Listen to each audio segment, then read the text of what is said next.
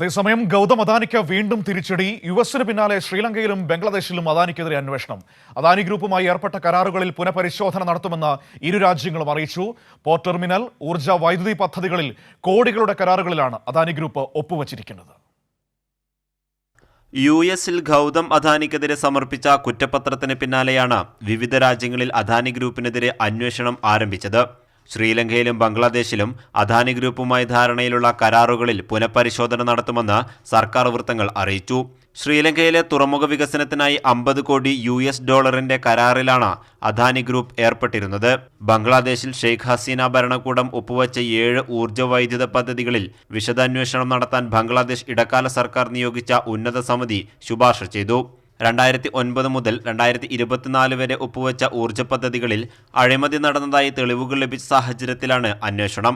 ഉഭയകക്ഷി സഹകരണത്തിന്റെ ഭാഗമായി ഒപ്പിട്ട കരാറുകളിൽ കമ്പനിക്ക് ലഭിക്കാനുള്ള $80 കോടി നൽകണമെന്നാവശ്യപ്പെട്ട് ബംഗ്ലാദേശ് സർക്കാരിന് അദാനി കത്തെഴുതിയിരുന്നു. അഴിമതി ആരോപണങ്ങൾക്ക് പിന്നാലെ അദാനിയുമായി ധാരണയിലുള്ള US international development finance corporation ഇടപാടുകളിൽ പരിശോധന നടത്തുമെന്നും അറിയിച്ചു.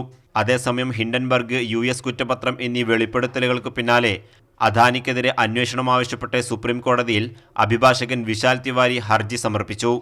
കൈരളി ന്യൂസ്, ദില്ലി.